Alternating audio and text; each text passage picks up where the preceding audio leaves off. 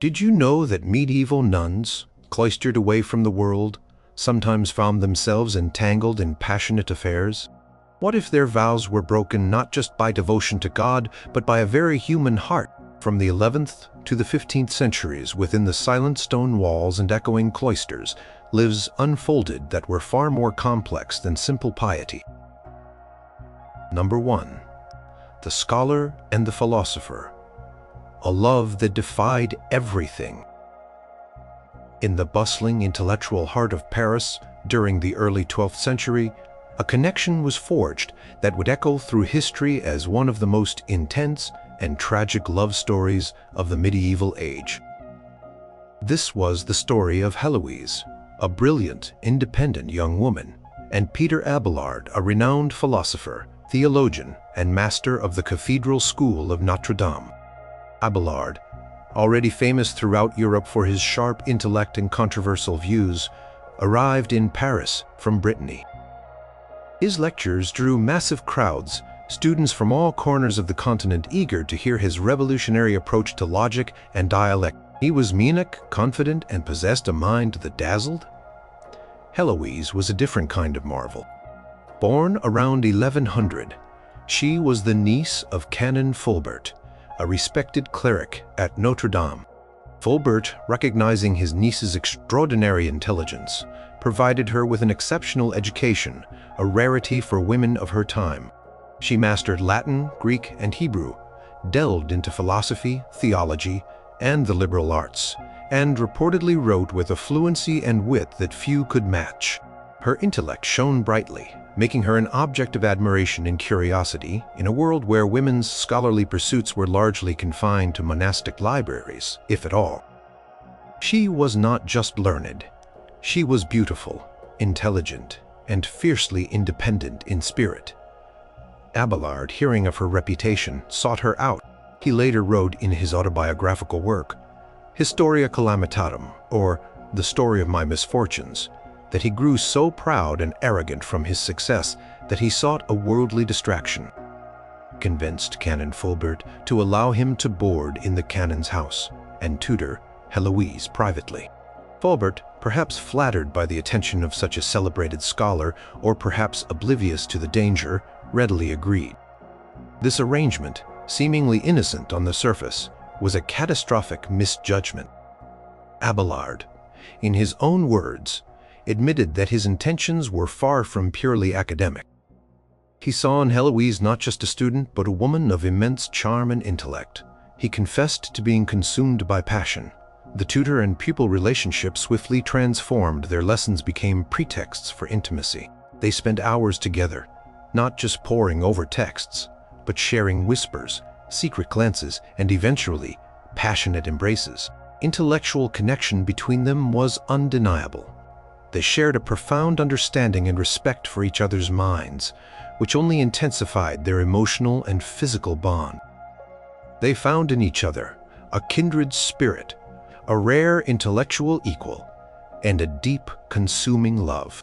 Abelard's writings describe a period of intense joy and complete absorption in each other, a love that overshadowed all other concerns, even his philosophical work. Their clandestine affair continued for months, hidden from Canon Fulbert and the wider Parisian society. However, their increasing carelessness, the lovers' growing boldness, and perhaps the visible change in Heloise's demeanor eventually led to the shocking discovery. Fulbert, consumed by outrage and a sense of betrayal, became aware of their illicit relationship. The scandal was immense. Abelard, a cleric and public figure, had violated not only moral codes, but also the trust placed in him. The discovery precipitated a crisis.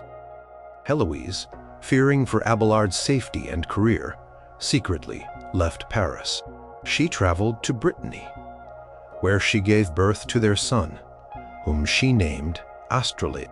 The birth of a child, a living testament to their forbidden union, made concealment impossible. Abelard, desperate to mitigate the scandal and protect Heloise, proposed a secret marriage. This was a radical proposition. For a cleric of Abelard's standing, marriage was usually forbidden, though not entirely unheard of for minor clerics. For a celebrated master and future church dignitary, it was a career-ending move. Yet, in an effort to placate Fulbert and legitimize their child, Abelard insisted. Heloise, however, resisted the idea of marriage. Her resistance was not out of a lack of love, but from a profound understanding of the repercussions for Abelard's career and intellectual pursuits. She argued passionately against it, stating that marriage would ruin his philosophical and theological calling. A scholar, she believed, should be unencumbered by domestic responsibilities and the demands of a wife and child. She foresaw that such a union would be detrimental to his public image and intellectual freedom. She declared that she would rather be his mistress, preserving his reputation, than his wife, which would bring him public shame and constrain his life's work. Her arguments, recorded by Abelard, demonstrate her keen intellect and fierce devotion to him, valuing his career even above her own social standing. Despite her eloquent pleas, Abelard pressured her into the secret marriage. The ceremony took place discreetly in Paris. However, their attempt to keep the marriage secret failed. Fulbert, still consumed by fury and a desire for retribution, began to publicly denounce Abelard, spreading word of the marriage and the illicit affair. Abelard, attempting to protect Heloise from the fallout, arranged for her to take refuge at the Benedictine convent of Argenteuil, where she had been educated as a child. He even had her don the habit of a nun, though she did not take vows at this point. This act, however, was perceived by Fulbert as an attempt to rid himself of Heloise and avoid further responsibility. In a horrific act of vengeance, Fulbert orchestrated a brutal assault on Abelard. While Abelard was asleep in his lodgings, Fulbert's servants attacked him, castrating him. This act of barbaric mutilation forever altered Abelard's life and effectively ended his ecclesiastical career. The brutal attack had profound consequences for both lovers. Abelard, shamed and physically scarred, retreated to the monastery of St. Denis, taking monastic vows. Heloise, deeply affected by the violence inflicted upon Abelard and perhaps feeling responsible for his fate, then formally took the veil at Argenteuil, committing herself to a monastic life. She willingly embraced the life of a nun, seemingly in atonement and perhaps out of despair. She became a nun and later an abbess.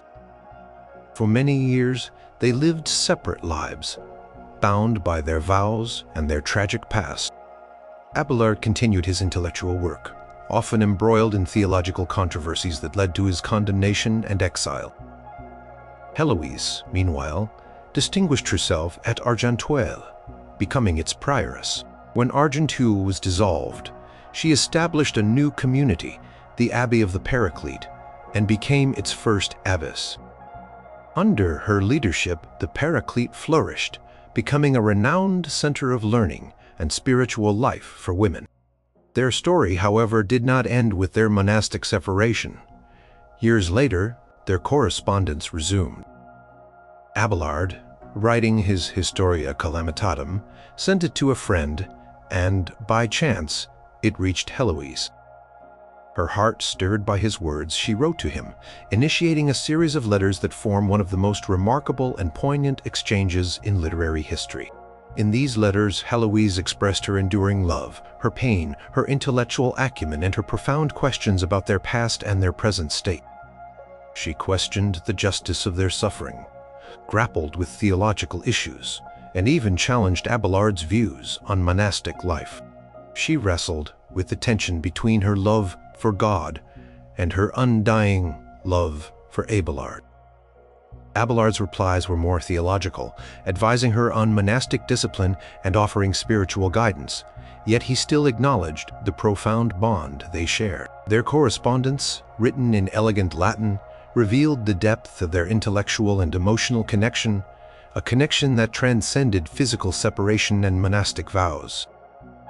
Demonstrated that their love, though tragic and forbidden, remained a powerful force in their lives, manifesting as intellectual partnership and profound mutual respect, even as they sought spiritual solace within their respective monastic calls. They were eventually buried together at the Paraclete, their enduring connection recognized even in death. Number 2. The prophetess and her companion, a bond of devotion and grief. In the 12th century, within the rolling hills of what is now Germany, lived Hildegard of Bingen, a visionary abbess, composer, philosopher, and mystic, whose influence spread far beyond the walls of her convent. Born in 1098, Hildegard was given to the church as a tithe at a young age, entering the Benedictine monastery of Disibodenberg.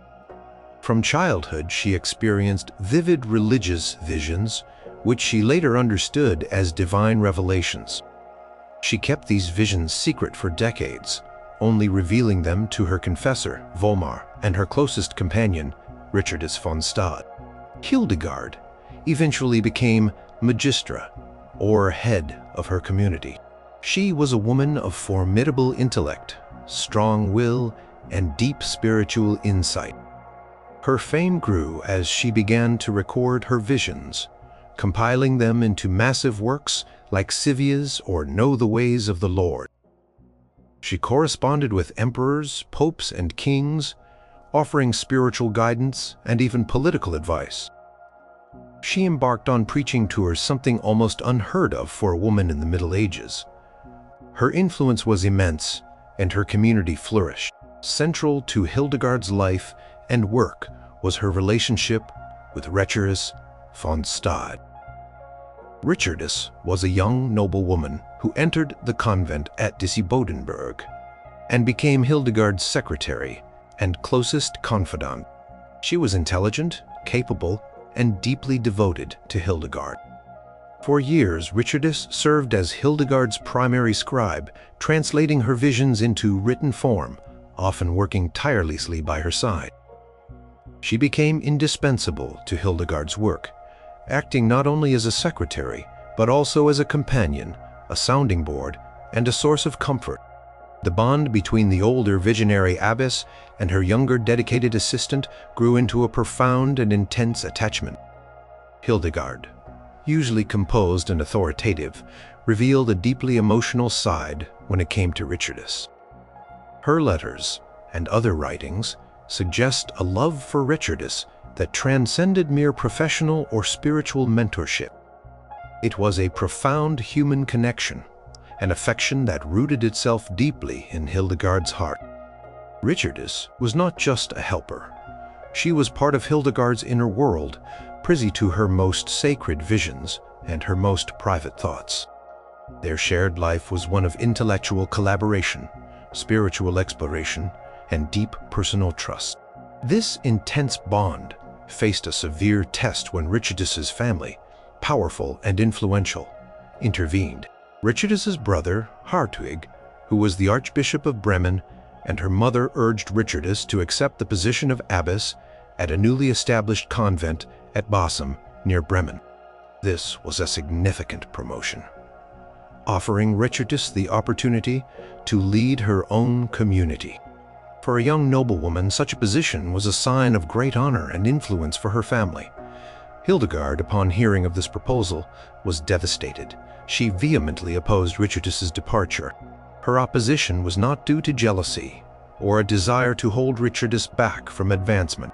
Instead, it stemmed from a deep sense of loss, a fear of losing her indispensable companion and scribe, and a profound emotional pain at the thought of their separation. She saw Richardus as vital to her prophetic work and to the very well-being of her community. She pleaded with Richardus to stay, reminding her of her vows to her and to the community, and arguing that her divine visions would be interrupted by this separation. Hildegard wrote desperate, passionate letters to various powerful figures, including Richardus's brother, Archbishop Hartwig, and even Pope Eugene III, begging them to revoke the appointment. She wrote to Hartwig, expressing her profound sorrow and despair, stating that if Richardus left, she would tear out her liver and lose her memory, indicating the depth of her emotional distress and how integral Richardus was to her spiritual and intellectual functioning. She argued that divine will, as revealed in her visions, dictated that Richardus should remain with her. She even implied that Richardus's promotion was a worldly ambition, a distraction from a truly spiritual path. The Pope initially sided with Hildegard, writing to Archbishop Hartwig and urging him to allow Richardus to return to Hildegard's community. However, Richardus's family persisted. Richardus herself, torn between her loyalty to Hildegard and the wishes of her powerful family, eventually chose to accept the position at Basum. She left Hildegard's community, despite Hildegard's heart-wrenching pleas and the papal intervention. Richardus's departure plunged Hildegard into a profound state of grief and distress. It was a period of intense suffering for the celebrated visionary. She experienced physical illness and a cessation of her visions for a time, a clear indication of the deep impact of the loss on her spiritual and physical well-being. This was not merely the loss of an assistant, it was the loss of a soulmate, a beloved companion with whom she shared a unique spiritual and intellectual intimacy. Her letters from this period are filled with lamentations, expressing her heartache and sense of abandonment. She described herself as being like a mother whose child had been torn from her. Tragically, Richardus did not live long after leaving Hildegard. She died in 1152, not long after taking up her new position as abbess. News of Richardus's death reached Hildegard, intensifying her grief. The loss was now permanent, and the hope of Richardus's return extinguished. Hildegard continued to mourn her for a long time. The story of Hildegard and Richardus is a testament to the profound and often overlooked emotional bonds that could exist within medieval convents. It was a love that was not romantic in the conventional sense, nor forbidden by external laws, but one of deep spiritual kinship, intellectual partnership, and profound personal affection. Its intensity and the grief it caused Hildegard highlight the human heart's capacity for attachment even within a life dedicated to God, and how such bonds, when severed, could bring immense pain to even the most formidable figures of the Middle Ages. Number 3. The Broken Vows and the Hidden Child. Sister Elizabeth of Ackenbury. Quiet, enclosed world of a medieval nunnery was meant to be a sanctuary of piety, prayer, and discipline. However, human frailties and desires often pierced through the thick stone walls and strict monastic rules. In the mid-14th century, specifically around the year 1340, a scandal unfolded at the small, rural priory of Ackenbury in Herefordshire, England. This incident, recorded in the dry, formal Latin of the Episcopal Visitation Registers, offers a rare glimpse into a forbidden love story that challenged the very essence of monastic life. Priory of Ackenbury was a small Augustinian nunnery, not grand or wealthy, like some of the larger Benedictine houses. Its community consisted of a handful of nuns, led by a prioress, living a life largely isolated from the outside world, devoted to prayer, manual labor, and spiritual study. Such small, often remote convents were sometimes more susceptible to lapses in discipline due to lack of strict oversight or the pressures of local society. The name that emerged from the dusty records was that of Sister Elizabeth. Little is known about her background, how she came to enter the priory, or what her life was like before the scandal erupted.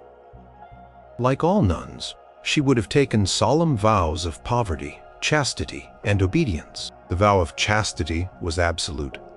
A nun pledged herself to God, forswearing all earthly romantic or sexual relationships. To break this vow was a grave sin, a betrayal of God, the Church, and her community. The details of the affair, as recorded in the register of Bishop John de Trillick of Hereford, are sparse but damning. During a routine episcopal visitation to the priory, conducted by the bishop or his appointed commissaries, irregularities were uncovered. These visitations were regular events where bishops would inspect monasteries within their diocese, ensuring that the rules were being followed finances were in order, and spiritual discipline was maintained. It was during one such inspection that the secret life of Sister Elizabeth came to light. The accusation against Sister Elizabeth was stark. She was found to have engaged in carnal knowledge with a layman. The records do not name the man, nor do they detail how the relationship began, how long it lasted, or where it took place within the confines of the priory. Was he a local villager, a workman, a servant, or perhaps even a relative who had regular access to the convent? Such details are lost to history, but the fact of the illicit affair was definitively established. The scandal deepened with the subsequent discovery. Sister Elizabeth had given birth to a child. The presence of a child within the cloister born to a professed nun was an undeniable and shocking breach of her vow of chastity. It was not just a moral failing, but a tangible, undeniable proof of a forbidden human love that defied the sacred commitments of her religious life. The birth of a child was considered an act of great scandal, bringing shame not only upon the individual nun, but upon the entire community and institution. Under questioning by the bishop's officials, Sister Elizabeth reportedly confessed to her transgression.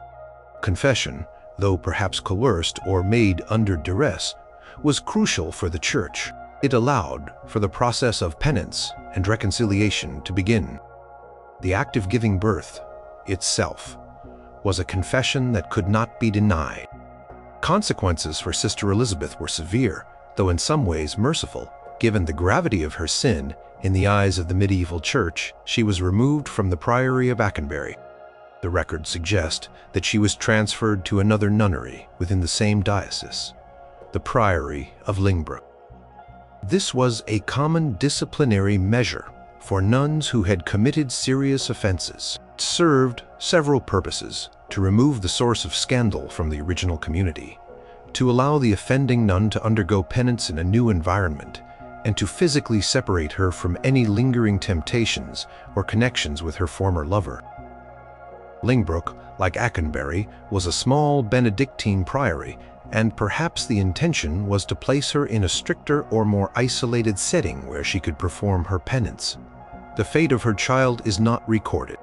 Was the child placed with relatives, sent to an orphanage, or raised in the community outside the cloister? Medieval society had various ways of dealing with illegitimate children, but a child of a nun was a particularly complex case. The Church would not tolerate such a child remaining within the convent, as it would be a constant reminder of the scandal. Sister Elizabeth's story, though brief in the historical record, highlights the human drama that could unfold within the seemingly austere confines of medieval monasteries. It speaks to the power of human connection, attraction, and desire that could override profound religious vows and the severe societal condemnation that followed their breach. It was a love story that was not celebrated in songs or poems, but was condemned in episcopal registers, a testament to a forbidden passion that left an indelible mark on the life of a nun and her community in the heart of medieval England. Her confession, her transfer, and the silent presence of her child all bear witness to a hidden narrative of love, loss, and punishment. Number 4. The Shared Vision. A love that built a movement. In the early 13th century, across the sun-drenched landscapes of Umbria, Italy, two extraordinary figures emerged who would revolutionize religious life and inspire countless souls. Their connection, though not romantic in the traditional sense, was a profound love story of shared vision, mutual respect, and unwavering dedication to a common spiritual path. This was the bond between St. Francis of Assisi and St. Clare of Assisi. Francis, born Giovanni di Pietro di Bernardone around 1181, was the son of a wealthy merchant. After a youth marked by revelry and dreams of knighthood, he underwent a dramatic conversion experience. He renounced his family's wealth, embraced a life of radical poverty, and dedicated himself to serving the poor, the sick, and lepers. preached simplicity, humility, and absolute trust in divine providence, attracting a growing number of followers who became the first friars. His movement, the Franciscan order, rapidly spread throughout Europe, advocating for a return to the Gospel's emphasis on poverty and love for creation.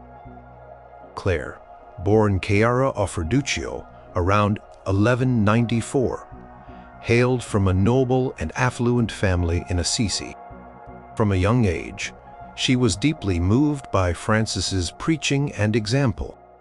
She admired his radical commitment to Christ and his joyful embrace of poverty. Despite her family's expectations for a prestigious marriage, Clare felt a strong call to a different life, one of profound spiritual devotion. She desired to live in imitation of Francis, embracing radical poverty and a contemplative life. The story of their true connection began on the night of Palm Sunday. 1212, Clare, then 18, secretly left her family home. She arrived at the small chapel of Santa Maria degli Angeli, known as the Portioncula, where Francis and his friars were gathered. In a deeply symbolic ceremony, Francis himself cut Clare's long, noble hair, signifying her renunciation of the world and her entry into religious life. He then clothed her in a simple Franciscan habit, a rough tunic and a veil. This act marked the beginning of her new life and the formal initiation of the female branch of the Franciscan movement. Clare was initially placed at a Benedictine convent, as there was no established community for women living such a radical life of poverty. However, her family, enraged by her defiance and the perceived dishonor she brought upon them, attempted to forcibly remove her. Clare famously resisted, clinging to the altar and refusing to return to her former life. Her unwavering resolve further solidified her commitment to Francis's vision. Soon after, Clare moved to the small church of San Damiano, which Francis had rebuilt. Here she established her own community of women, dedicated to a life of strict poverty, prayer, and contemplation, following Francis's example. This community became known as the Order of Poor Ladies of San Damiano, later called the Poor Clares. Francis served as their spiritual advisor, guiding them in their new way of life. The relationship between Francis and Clare was one of profound spiritual partnership. They were kindred spirits, bound by an intense shared devotion to Christ and a revolutionary understanding of poverty and humility. Francis deeply respected Clare's spiritual wisdom, her strength of character, and her unwavering faith. He saw in her a pure embodiment of the ideals he preached. Clare, in turn, revered Francis as her spiritual father, mentor, and guide. Their love was not romantic in the worldly sense, but a powerful spiritual love, a deep friendship born of shared purpose and mutual admiration. They spent time together discussing scripture, contemplating divine mysteries, and planning the development of their respective orders. Francis often visited San Damiano, offering encouragement and advice to Clare and her sisters. He reportedly helped Clare draft the rule for her community, a groundbreaking document that insisted on the privilege of absolute poverty for the nuns, even resisting papal attempts to impose communal property. Clare's steadfastness in upholding the ideal of poverty, even when faced with pressure from popes who believed such strictness was unsustainable for women, demonstrated her strong will and her deep adherence to Francis's initial vision. She was a courageous defender of her order's unique way of life, reflecting the radical spirit she shared with Francis. Even as Francis's health declined and he suffered from the stigmata, his connection with Clare remained strong. In his final illness, he sent her words of comfort and encouragement. Clare, meanwhile, nurtured her community at San Damiano, leading it with wisdom and compassion, and becoming a powerful spiritual force in her own right. She became a model of contemplative life, her quiet life of prayer and poverty radiating spiritual power. Their legacies are inextricably linked. Francis and Clare, through their shared vision and profound spiritual bond, co-founded two of the most influential religious orders in history. Their love was a generative force, inspiring countless men and women to embrace a life of radical Christian discipleship. It was a testament to how deep admiration, shared purpose, and spiritual devotion could forge a bond as strong and gua as any romantic love, building a movement that shaped the medieval world and continues to inspire today. When Francis lay dying, he asked for Claire, and she came to him. Their final farewell, though not documented in detail, must have been a culmination of their profound lifelong bond. Number 5. The twins. A bond forged in spirit and eternity. Long before the intellectual sparks of Heloise and Abelard, and centuries before the revolutionary partnership of Francis and Claire, in the early 6th century, lived a pair of twins whose profound bond shaped the very foundations. This was the story of Saint Benedict of Nursia and his sister, Saint Scholastica. Their love was a powerful testament to familial affection. Elevated to the highest spiritual plane, a bond of soulmates who chose parallel paths to God but remained inextricably linked. Benedict, born around 480 CE, came from a noble family in Nursia, in the region of Umbria, Italy. He initially went to Rome for his education, but disillusioned by the moral decay he witnessed, he retreated to a solitary life as a hermit in a cave at Subiaco. His reputation for holiness and wisdom grew, attracting disciples, and eventually he established several monasteries. His most famous foundation was Monte Cassino, where he penned his influential rule for monasteries, a practical and balanced guide to monastic life that became the blueprint for countless monastic communities throughout Europe. He is widely considered the father of Western monasticism. Scholastica, his twin sister, was born at the same time and shared a similar spiritual inclination. While less is known about her early life than Benedict's, it is clear that she too felt a deep calling to dedicate her life to God. She founded a community of women at Plumbariola at the foot of Monte Cassino, essentially a nunnery that lived by the principles laid out in Benedict's developing monastic rule. She became the abbess of her community, guiding her nuns in a life of prayer work and communal living. Mirroring the structure Benedict established for his monks, the love between Benedict and Scholastica was a profound and unwavering sibling bond, deepened by their shared spiritual journey. They chose to live lives consecrated to God, but their paths, though separate in terms of their monastic communities, remained intertwined. They maintained a practice of meeting once a year. These meetings were deeply significant, a cherished time for spiritual communion and familial connection. They would meet in a house outside the monastery walls, a neutral ground where Benedict could visit his sister without violating the strict enclosure of his own monastic rule. During these annual meetings, they would spend the entire day together discussing spiritual matters, sharing their insights and conversing about the divine mysteries. These were not casual chats, but profound theological and spiritual dialogues, a testament to their mutual intellectual and spiritual respect. They shared a depth of understanding that only close siblings, united by a common transcendent purpose, could achieve. The most famous and moving account of their bond comes from Saint Gregory the Great's Dialogues, a collection of miracle stories and hagiographical narratives. According to Gregory, in their final recorded meeting, Scholastica felt a premonition of her impending death. As evening approached, Benedict prepared to return to his monastery, adhering strictly to his rule, which forbade monks from staying out overnight. Scholastica, however, wished to prolong their conversation. She felt that this might be their last opportunity to share their spiritual insights. She pleaded with Benedict, saying, "I beg you, do not leave me this night. Let us speak until morning about the joys of heaven." But Benedict, ever the stickler for the rule and its discipline, refused. He replied, "Sister, what are you saying? I cannot possibly stay outside the monastery." He was unyielding, putting the strictures of his monastic life above his sister's heartfelt request. Seeing his refusal, Scholastica folded her hands on the table, bowed her head, and began to pray. As she lifted her head, a violent thunderstorm erupted. The skies darkened, and such a deluge of rain, thunder, and lightning commenced that Benedict and his companions were unable to leave the house.